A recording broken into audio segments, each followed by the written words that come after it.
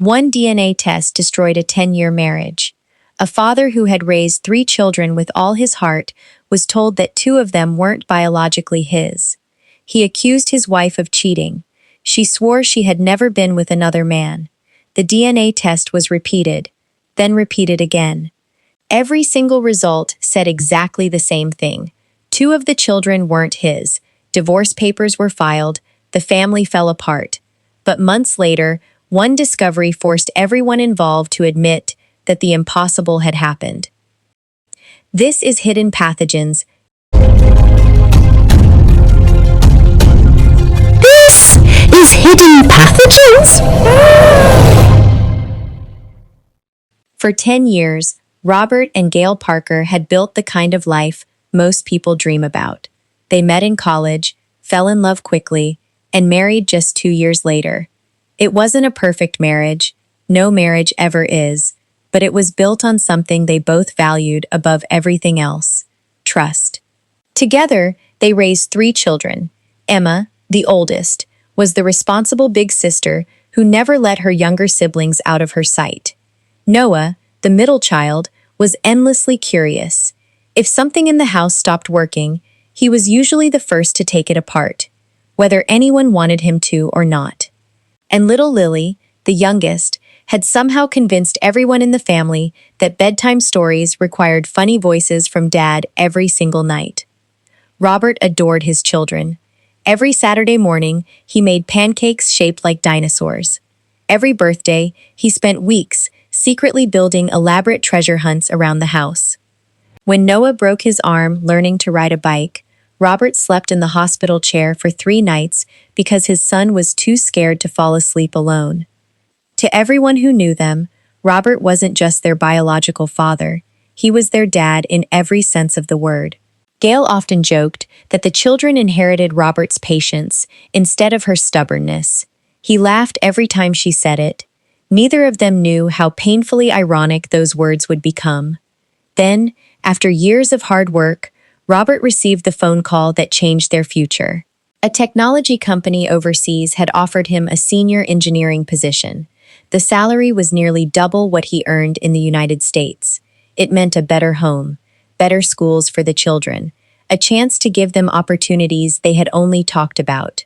After weeks of discussion around the dinner table, the family made their decision. They were moving abroad. There was paperwork to complete, medical examinations, background checks, passports, immigration interviews. It was exhausting, but every step brought them closer to a new beginning. Then immigration officials informed them of one final requirement. Because the children were being included under Robert's immigration application, the family would need to complete DNA testing to verify biological relationships before their visas could be finalized.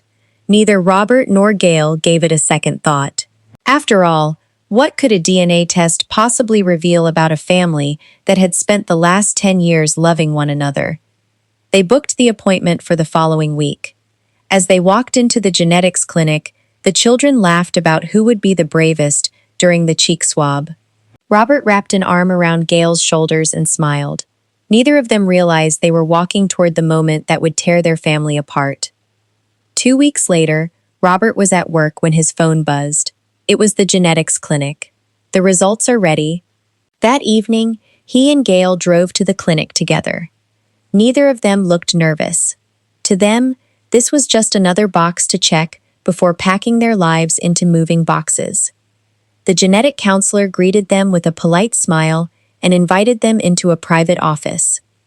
A thick folder sat on the desk. The counselor opened it. "We've completed the DNA analysis for all 3 children." Robert squeezed Gail's hand. She smiled back. The counselor looked at the first page. "Your oldest daughter, Emma," she paused briefly before smiling, "is confirmed to be your biological child." Robert laughed. "I guess that's one down." The room relaxed. Gail leaned back in her chair, exactly what they expected. The counselor turned to the next page. Her smile slowly disappeared. She frowned. Then she looked back at the report. Robert noticed. "Is something wrong?" The counselor hesitated. "There appears to be an unexpected result." She looked from Robert to Gail, before continuing. According to this analysis, Noah is not biologically related to you, Mr. Parker. The room went silent. Robert blinked. I'm sorry, what? The counselor quietly slid the report across the desk. The words were unmistakable. Probability of paternity, 0%. Robert stared at the paper. He actually laughed. There has to be a mistake. Gail immediately nodded. This can't be right. The counselor agreed that laboratory errors, while uncommon, could happen. Sample mix-ups, labeling mistakes, contamination. She assured them the laboratory would repeat the analysis before drawing any conclusions. Robert let out a long breath. That's more like it. Gail reached for his hand again. Neither of them spoke during the drive home. They convinced themselves the second test would fix everything. 3 days later, the laboratory called again. The repeat analysis produced exactly the same result. Noah was still listed as not being Robert's biological son. Robert couldn't understand it. He had been there the day Noah was born. He had cut the umbilical cord. He had held him before anyone else. How could a piece of paper erase 8 years of memories? Then the counselor quietly turned to the final report. There is one more result. Robert looked up. Gail stopped breathing. The counselor swallowed. Your youngest daughter, Lily. She struggled to finish the sentence. Also does not appear to be biologically related to you. Robert felt as if the floor had disappeared beneath him. 2 children, not 1, 2. He slowly looked toward Gail. She was already crying. No, she whispered. No, that's impossible. Robert wanted to believe her. More than anything, he wanted to believe her. But lying on the desk were 3 laboratory reports. One confirmed he was Emma's father. The other 2 said he wasn't Noah's or Lily's. As they walked out of the clinic, neither of them spoke. For the first time in 10 years, they drove home in complete silence. Neither of them knew it yet. But that silent drive home would be the beginning of the end of their marriage. The silence lasted until they pulled into their driveway. Robert turned off the engine.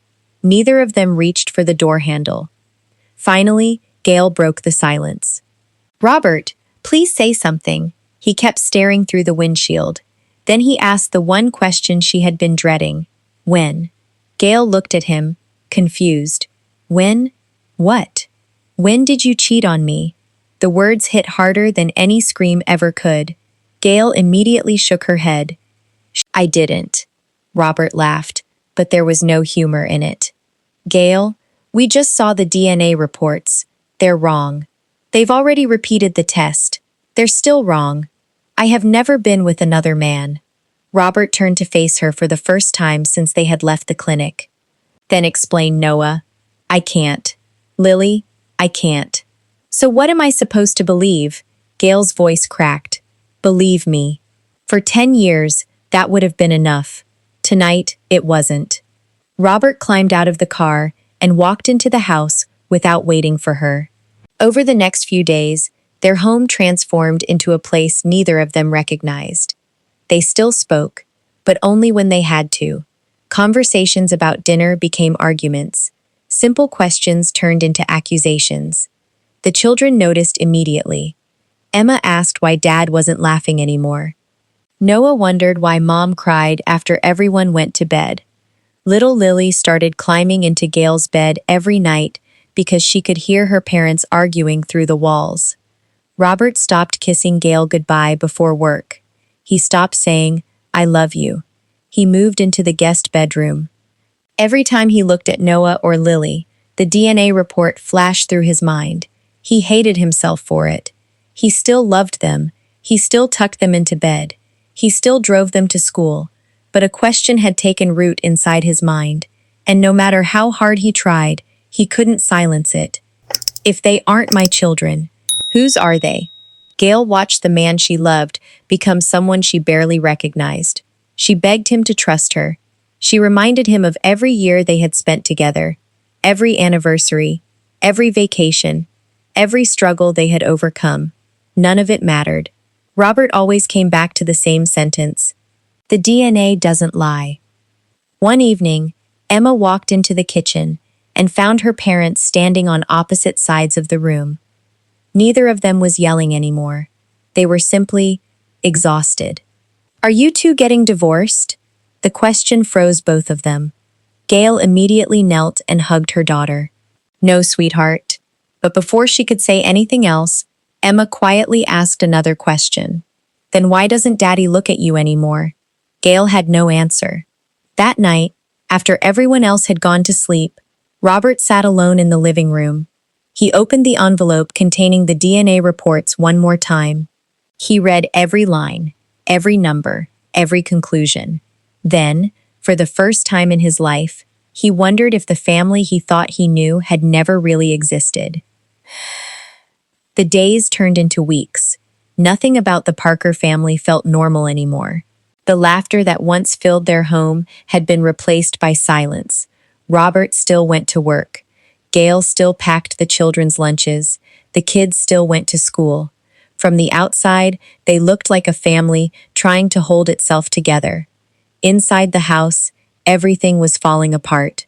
Gail refused to give up. Every evening, she begged Robert to go to another hospital. "There has to be another explanation." He didn't even look up from his plate. "We already have an explanation."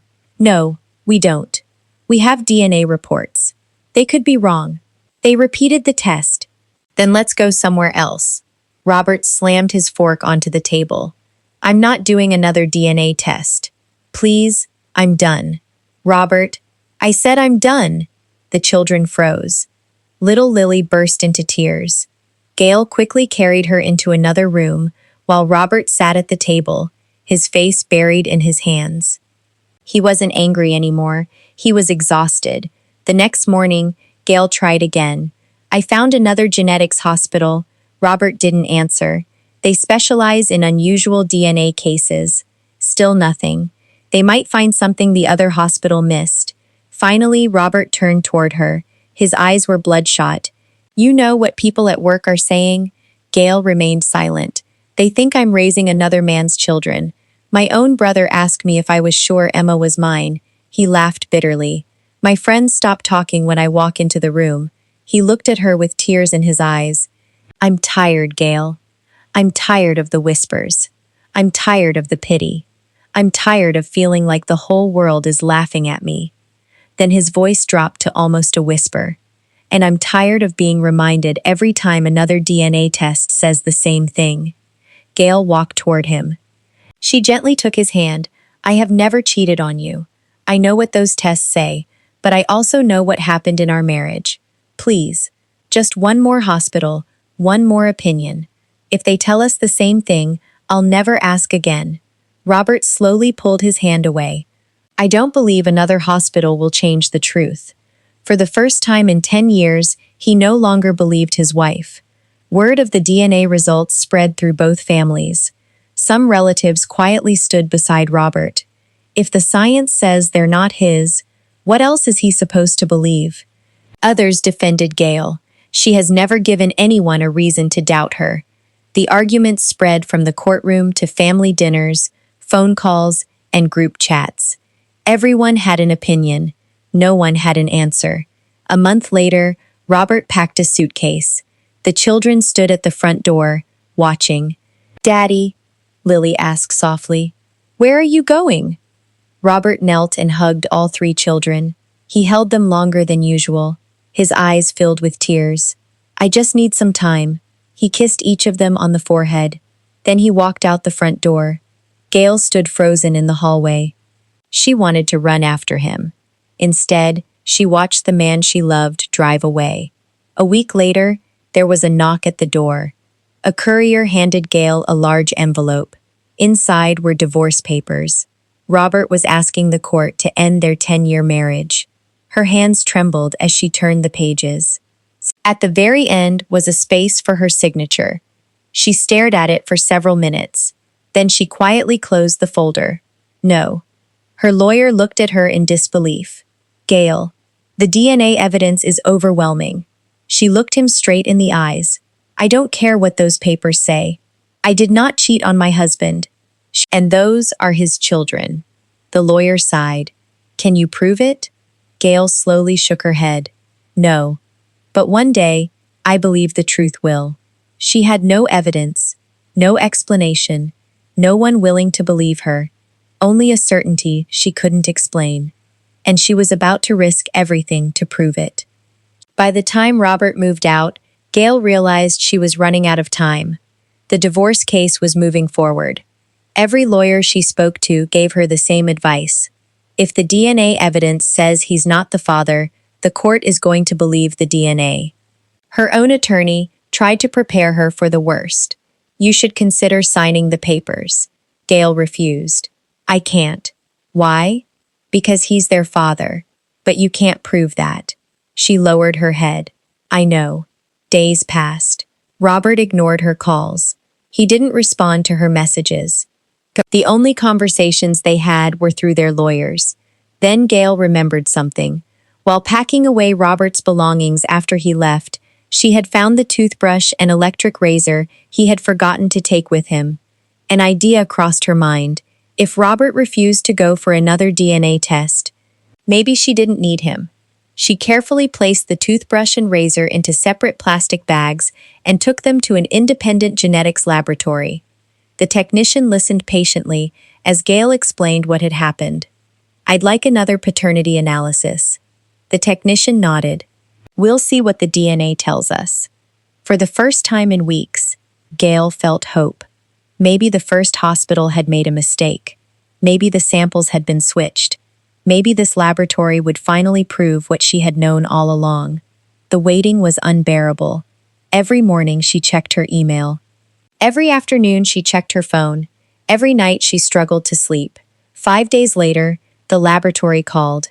Her heart pounded as she walked into the office. The genetic counselor placed a report in front of her. Gail didn't even wait for an explanation. She flipped to the conclusion. Then everything around her seemed to stop. The report matched the first hospital almost perfectly. Emma was biologically related to Robert. Noah was not. Lily was not. Gail stared at the pages until the words became blurry. No, she whispered. This can't be. The counselor spoke gently. We repeated the analysis to rule out laboratory error. The results were consistent. Gail didn't hear another word. She walked out of the building in a daze. For weeks, she had held on to one belief, that another laboratory would prove everyone wrong. Instead, it had confirmed their worst nightmare. She sat alone in her car for nearly an hour. Questions raced through her mind. Had the hospital switched Noah and Lily after they were born? Impossible. She had carried both pregnancies. Could someone have made an unbelievable mistake during childbirth? That made no sense either. Nothing did. For the first time since this nightmare began, even Gail started wondering if there was something she didn't understand. She drove home in silence. The house felt emptier than ever. Robert was gone. The children were asleep. The divorce papers still sat on the kitchen table where she had left them days earlier. She picked them up. Her hands trembled. For a brief moment, she almost signed them. Almost. Instead, she put them back down.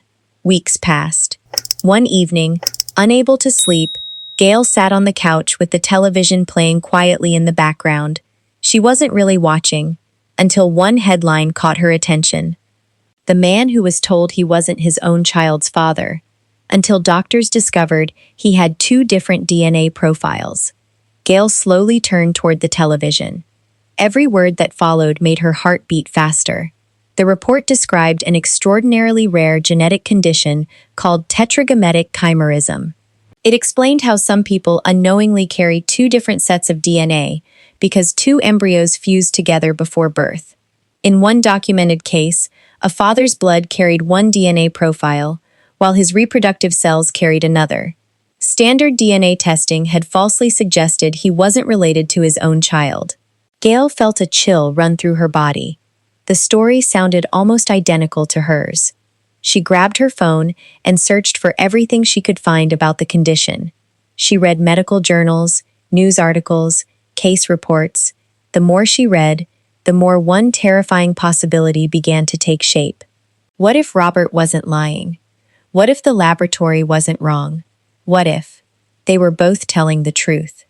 The next morning, Gail walked back into the genetics clinic. She wasn't there to argue anymore. She was there to ask one question. Doctor, have you ever heard of someone having two different DNA profiles? The geneticist looked up from Gail's file. For a moment, he didn't answer. Instead, he studied her face. She looked exhausted.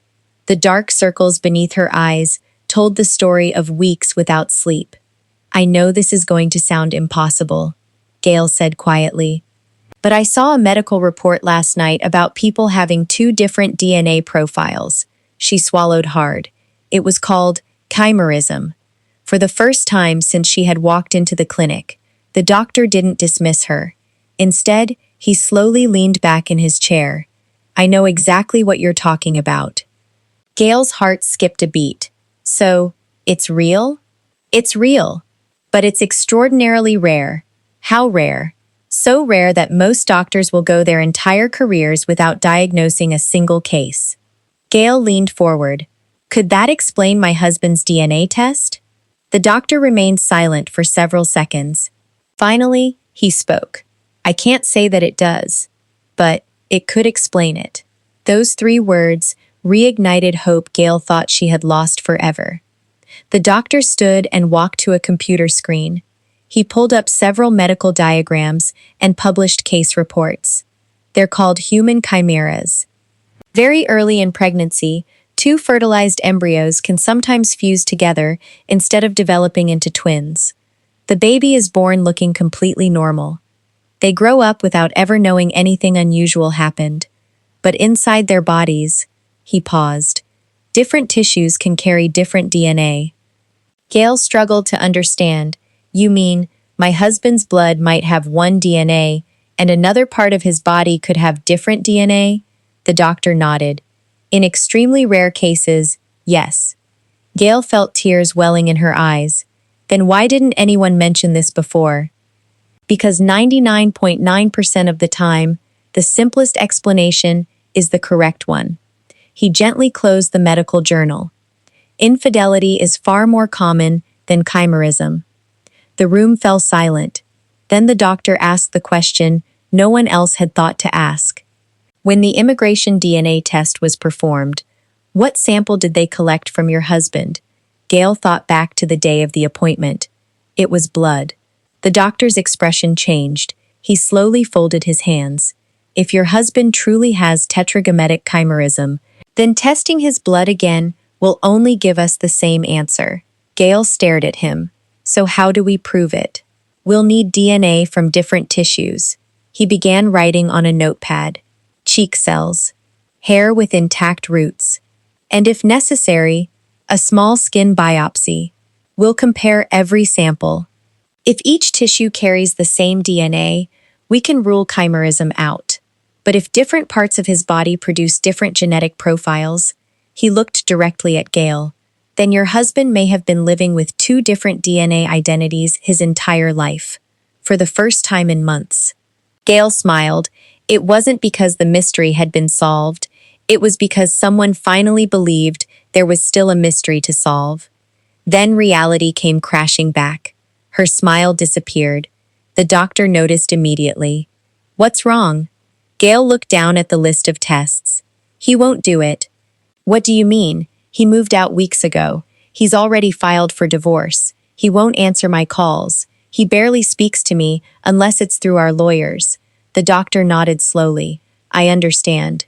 No, Gail whispered. I don't think you do. He believes I destroyed our family.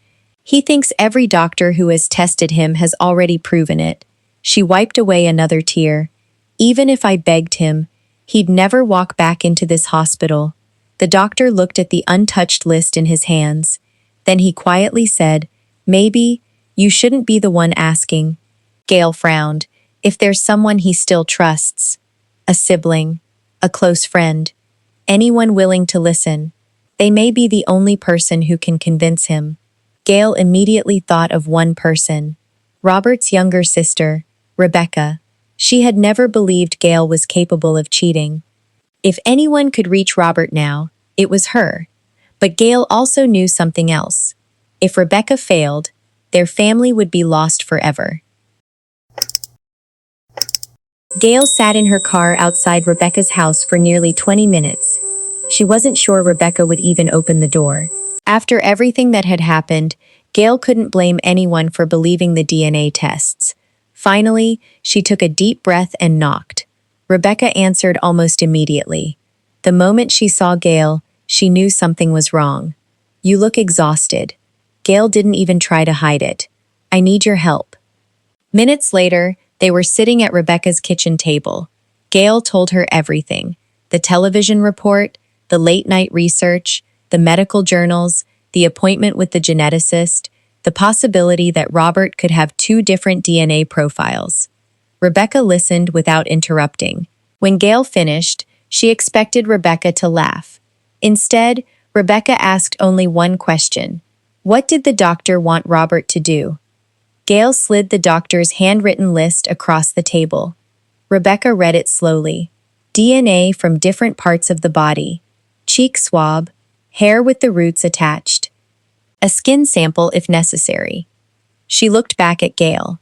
"So the blood test alone isn't enough?" "No. The doctor said if Robert really has this condition, testing his blood over and over will never give us the answer." Rebecca leaned back in her chair. She had watched her brother change over the past 2 months. The cheerful father who used to call every Sunday had become distant. He barely smiled anymore. He hardly talked about the children. Even when he insisted the divorce was the right decision, she could hear the pain in his voice. Rebecca folded the paper. "I'll talk to him." Robert almost didn't answer the door. When he finally opened it, Rebecca hardly recognized him. His beard had grown out. Dark circles framed his eyes. The apartment behind him was almost empty. Just a couch, a folding table, and several unopened moving boxes. "You look terrible," Rebecca said. "I've had better months." She stepped inside. For several minutes, they talked about everything except the divorce. Finally, Rebecca placed the doctor's note on the table. Robert glanced at it. "What is this?" "It's from the geneticist Gail saw." His expression immediately hardened. "I'm not discussing Gail. You need to hear this." "I've heard enough." He pushed the paper away. "I'm done being a medical experiment." Rebecca didn't move. "Do you know what people are saying about me?" Robert asked. "They think I'm pathetic. They think I spent 10 years raising another man's children. They think I was too blind to notice." His voice began to shake. "I went through 2 DNA tests." 2? They both said the same thing. How many more times am I supposed to let strangers tell me my family was a lie? Rebecca waited until he finished. Then she quietly asked, "Do you still love those kids?" Robert looked away. "They'll always be my children." "Then act like their father one more time." He didn't answer. Rebecca slid the note back toward him. "The doctor isn't asking you to repeat the same test. He's asking a completely different question." Robert laughed bitterly. "DNA is DNA. Not according to the geneticist." She explained everything Gail had told her. The embryos, the possibility of 2 DNA profiles, the rare medical cases. Robert shook his head. "That sounds impossible." Rebecca nodded. "It does. So why should I believe it?" "Because for 10 years," she looked him straight in the eyes. "Has Gail ever given you a reason to think she'd cheat on you?" Robert opened his mouth, then closed it again. Rebecca continued, "You trusted her with your life. You trusted her with your children. You trusted her for an entire decade. But one laboratory report erased all of that." Robert stared at the floor. "I don't know what to believe anymore," Rebecca's voice softened. "I'm not asking you to believe Gail. I'm asking you to believe that you deserve every possible answer before you end your marriage." The room fell silent. Several minutes passed. Finally, Robert picked up the doctor's note again. "If I do this," he said quietly, "and the results are exactly the same." Rebecca nodded. "Then at least you'll know you asked every question before walking away from your family." Robert slowly exhaled. For the first time since the nightmare began, he wasn't thinking about winning the divorce. He was thinking about whether there was even the smallest chance that he had been wrong. 3 days later, Robert walked back into the genetics clinic, the same building he had sworn he would never enter again. The geneticist greeted him with a calm smile. "Mr. Parker, I'm glad you came." Robert looked at the collection tubes laid out on the table. "So," he asked quietly, "what exactly are you looking for?" The doctor looked him in the eyes. "I'm looking to find out whether you've been living your entire life with two different genetic identities and never knew it." Before we continue, if you're fascinated by real medical mysteries like this, share this video and subscribe to this channel. And if you value these videos, there's a free link in the description and pinned comment that helps support the channel. Every bit of click helps us continue researching and telling these stories, and it's completely free. Now, let's continue. Robert sat quietly as the geneticist prepared the testing materials. Unlike the first two DNA tests, this one wasn't routine. Every sample would come from a different part of his body. First came a blood sample, then a swab from the inside of his cheek. Next, the doctor carefully removed several hairs with the roots still attached. Finally, after explaining the procedure, the doctor collected a tiny skin biopsy from Robert's upper arm. Each sample was carefully labeled and sealed. Robert watched every step. "So," he asked, "what happens now?" The geneticist smiled. "Now we wait." The laboratory compared every sample one by one. Blood against cheek cells against hair against skin. Then, they compared each sample with the DNA profiles from Emma, Noah, and Lily. At first, everything appeared normal. Then, one analyst noticed something strange. The DNA from Robert's blood didn't perfectly match the DNA from his cheek cells. She assumed there had been contamination. The entire analysis was repeated. The same result appeared. A second analyst reviewed the data, then a third. No one could explain why different parts of the same man's body appeared to belong to different people. The laboratory director immediately contacted the geneticist. "This isn't contamination. It's real." A few days later, Robert and Gail found themselves sitting together in the same consultation room for the first time in months. Neither of them spoke. The geneticist entered, carrying a thick folder. He sat down slowly.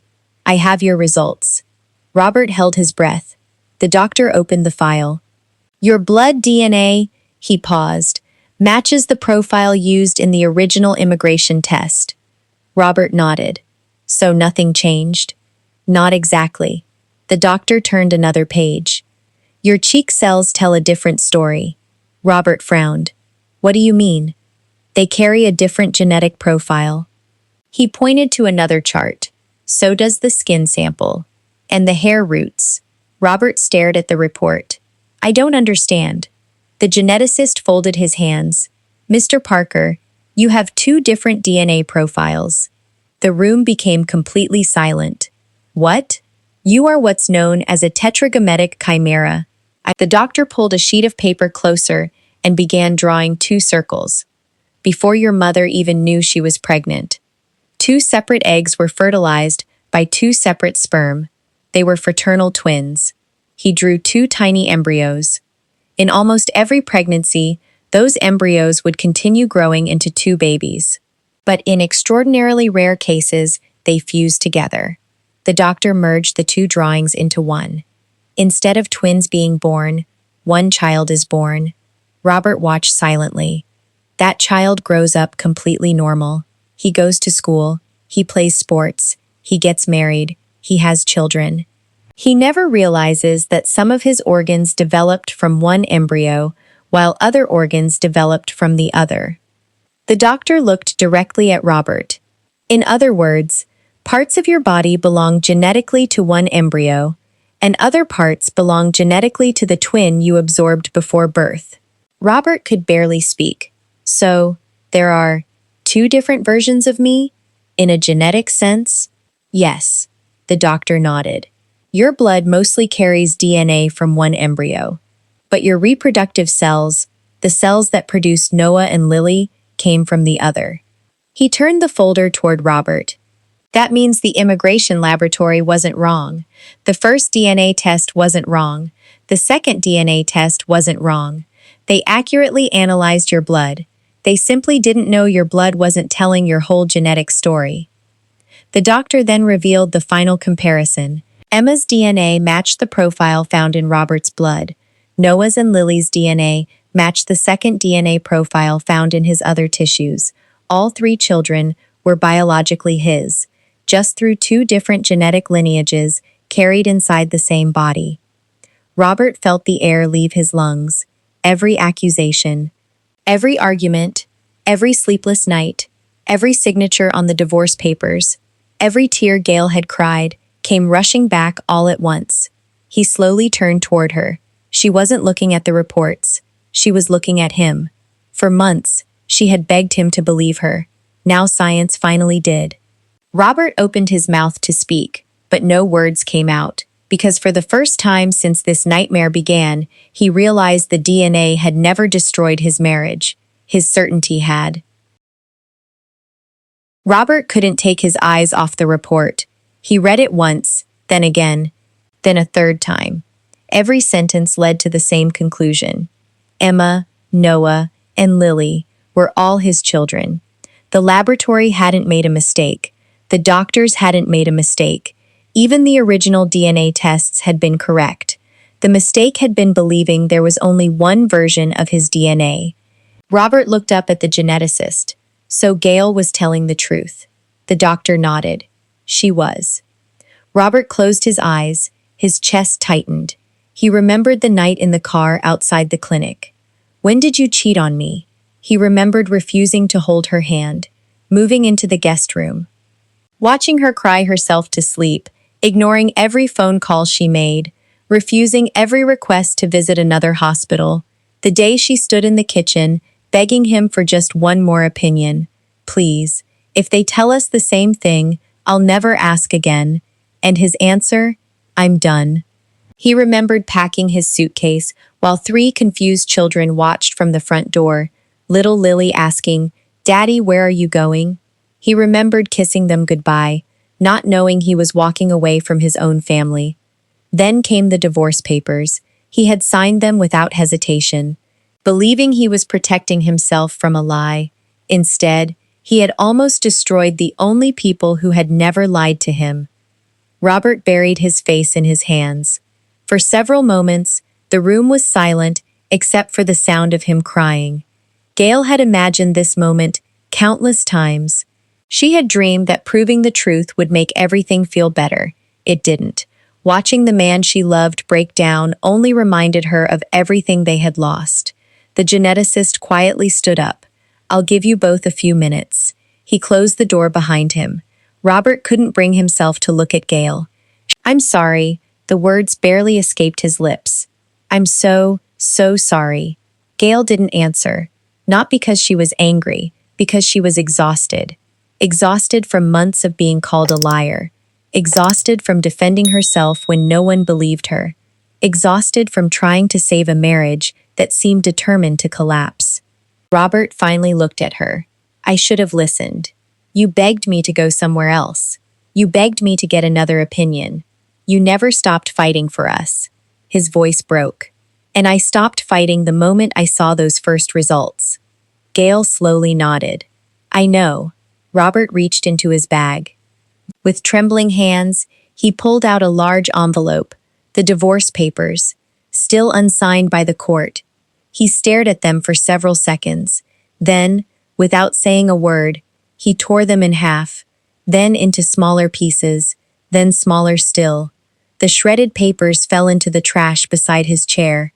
"I don't want a divorce." His voice cracked again. "I don't want a life without you. I don't want to lose our family." Gail looked at him for a long time. Then, she quietly asked the question that had been sitting in her heart for months. If that television story had never come on, Robert froze.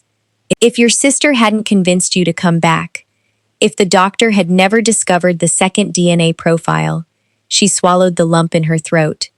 Would you still believe I cheated on you? Robert couldn't answer, because he already knew the truth.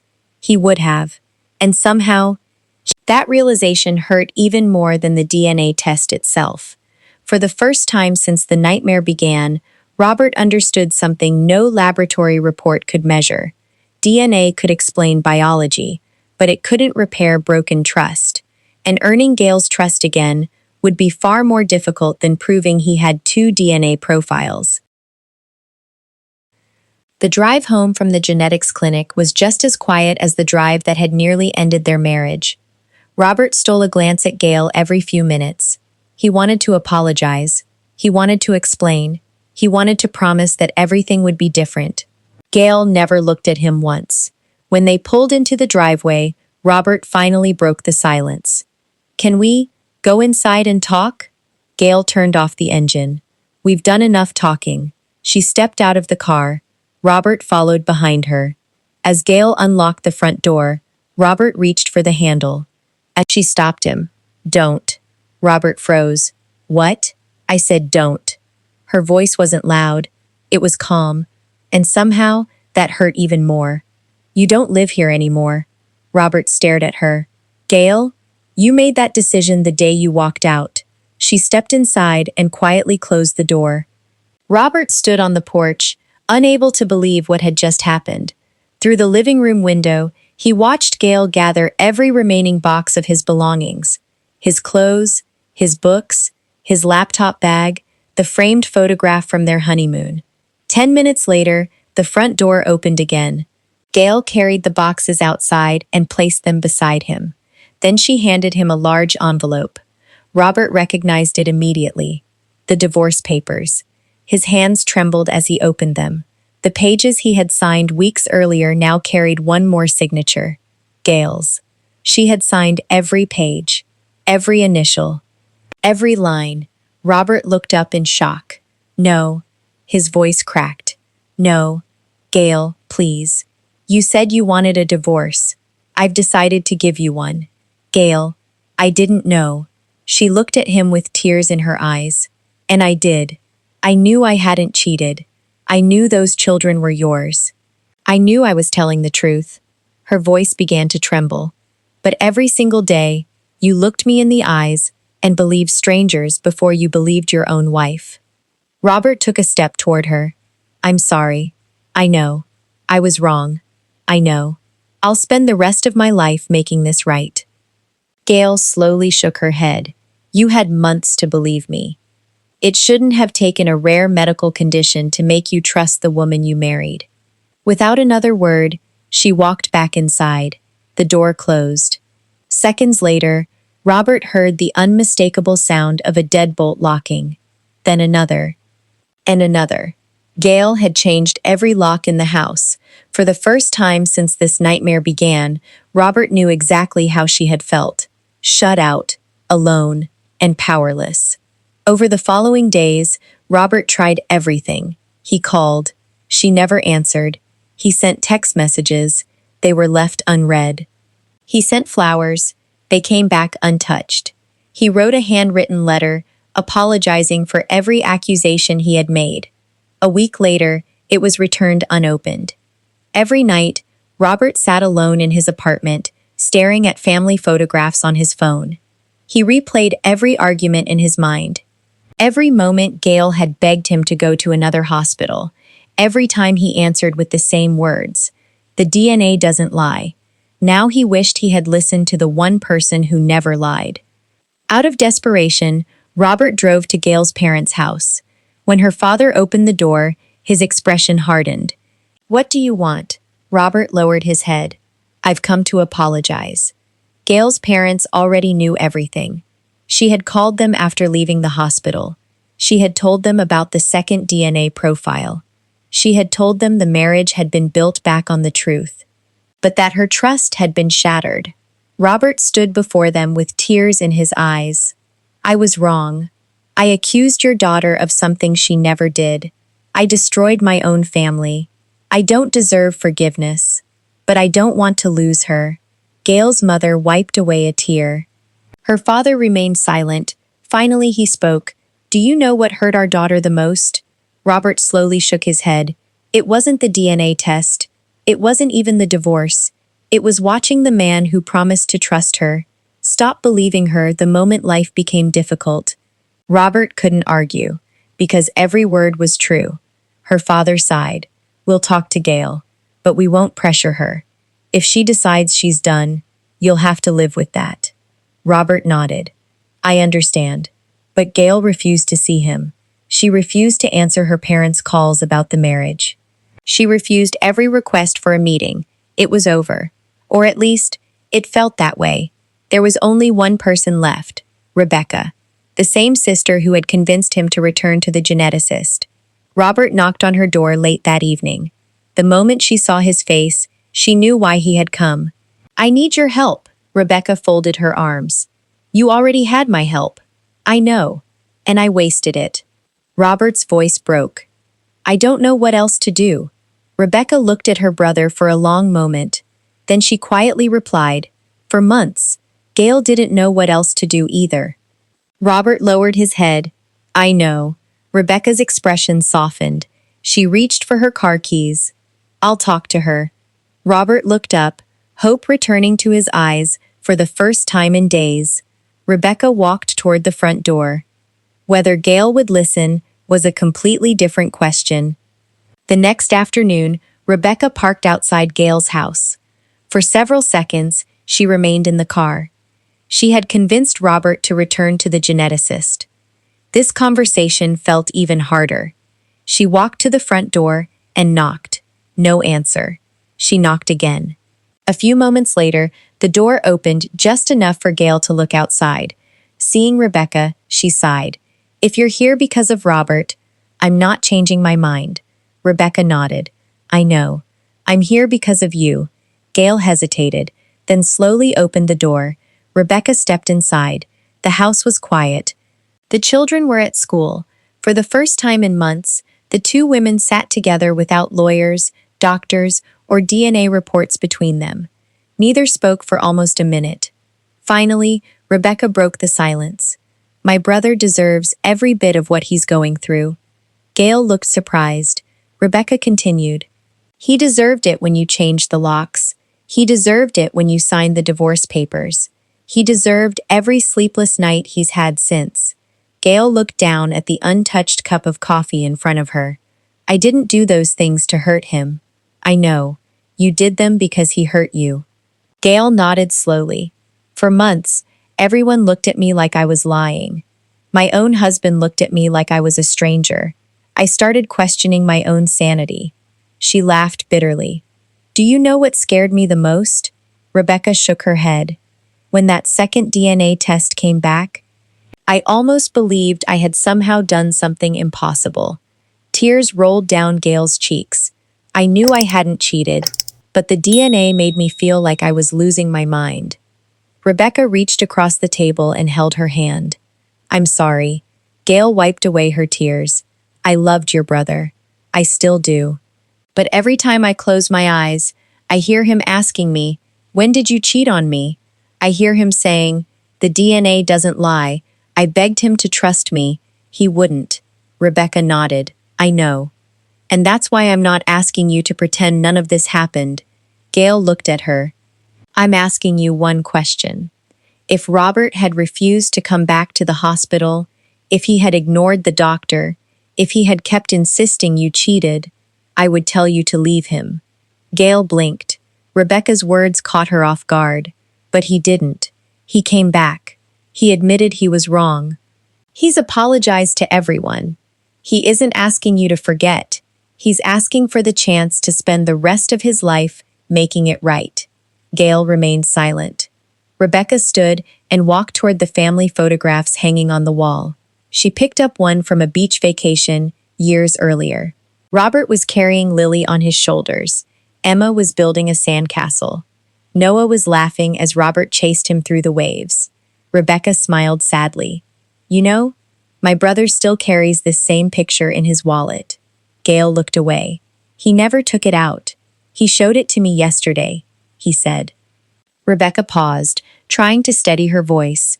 Every time I look at this picture, I remember the day I chose a DNA report over my wife. Gail closed her eyes. The tears came again. Rebecca walked back toward her. I'm not asking you to forgive him today. I'm asking you not to make a forever decision based on the worst mistake of his life. The room fell silent. Several minutes passed. Finally, Gail spoke. If I let him come back? Rebecca waited. He has to understand something. He doesn't get to come home because the DNA proved me right. He comes home only if he understands why he lost me. Rebecca smiled gently. I think he finally does. That evening, Rebecca called Robert. He'll never forget what happened. She corrected herself. Neither of you will. Robert's heart sank. So, that's it? Rebecca smiled. No. She agreed to see you. Robert couldn't believe what he had heard. When? Tomorrow. Rebecca's smile faded into a warning. But don't go there expecting your wife back. Go there ready to earn her trust. Robert looked at the family photo still sitting on his table. For the first time in weeks, he wasn't hoping for a miracle. He was hoping for a second chance. And sometimes, a second chance is even harder to receive than the truth itself. The following afternoon, Robert stood outside the same front door he had once walked away from. This time, he wasn't carrying a suitcase. He wasn't carrying divorce papers. He was carrying nothing except hope. For several seconds, he stared at the door. Then he knocked. A few moments later, it opened. Gail stood in front of him. Neither of them spoke. Finally, Robert broke the silence.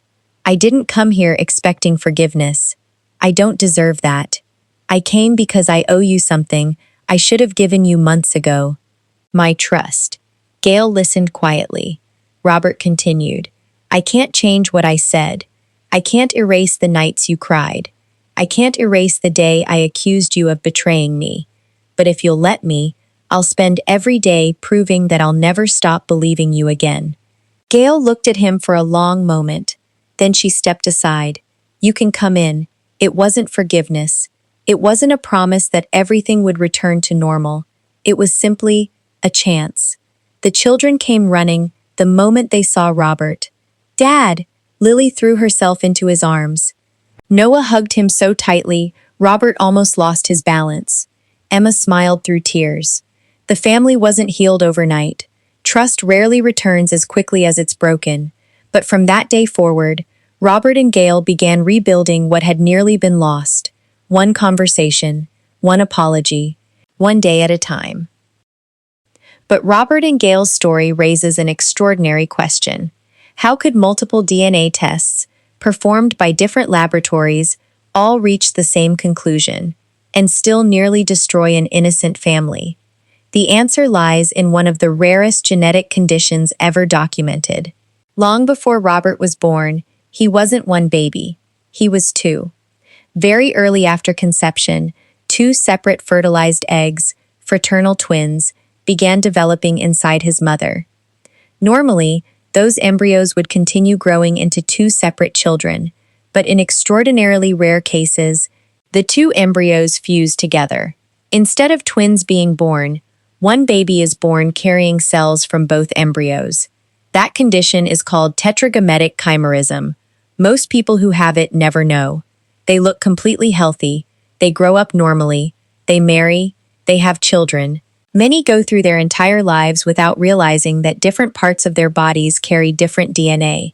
In Robert's case, his blood mostly carried one genetic profile. But the cells that produced two of his children carried another. That meant every DNA test performed on his blood was technically correct.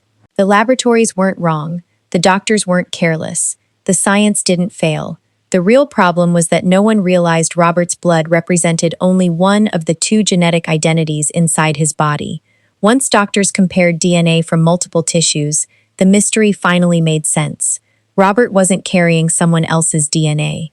He was carrying the DNA of the twin brother he had absorbed before birth, a brother he never met, a brother who had quietly remained a part of him his entire life. Although incredibly rare, this isn't just a fictional idea. Doctors have documented real cases of chimerism in medical literature for decades. Some people discovered it after failing maternity or paternity tests. Others found out while preparing for organ transplants. Many were as shocked as their doctors. In nearly every case, the condition remained hidden until modern DNA testing uncovered something that seemed impossible. Experts believe tetragametic chimerism is extraordinarily uncommon. Because most people are never tested across multiple tissues, it's possible that some individuals may never discover they have it at all. Robert was one of the unlucky few whose condition revealed itself in the worst possible way. Not through illness, not through pain, but through a DNA test that nearly cost him the people he loved most. His story is a reminder that science is incredibly powerful, but even the best scientific tests can only answer the questions they're designed to ask. Sometimes, the rarest medical conditions don't threaten your life. They threaten your relationships, your identity, your family. One DNA test almost ended a 10-year marriage, not because the DNA lied, but because no one knew they were asking the wrong question. And somewhere in the world today, there may be someone else living with two different DNA profiles, completely unaware that one day, a simple test could uncover a mystery they've been carrying since before they were even born. Months later, Robert and Gail withdrew the divorce. It wasn't because the pain had disappeared. It was because they both chose to rebuild what almost disappeared. Robert still keeps the original DNA report, not to remember the day science almost destroyed his family, but to remember the day he learned that facts without understanding can be just as dangerous as lies. Today, Noah and Lily know exactly who their father is, and Robert never again questions whether they are his children, because sometimes the greatest medical mysteries aren't found in hospitals. They're hidden inside ordinary people who have no idea they're carrying them. Robert spent his entire life believing he was one person, until one DNA test revealed he had actually been carrying two genetic identities since before he was born. And that extraordinary discovery didn't just save a marriage, it gave a father his family back. If you made it all the way to the end, thank you. These stories take a lot of research to put together. If you'd like to support the channel, you'll find a free link in the description and pinned comment. Checking it out helps support future videos, and every click allows us to keep bringing these cases to the channel. Also, it's completely free. And if you learned something from this case, like, share, and subscribe for more real medical stories. And if you chose not to subscribe, leave a comment and tell me what would make these videos better. I read far more comments than you might think. This is Hidden Pathogens. I'll see you in the next video. Good night. This is Hidden Pathogens.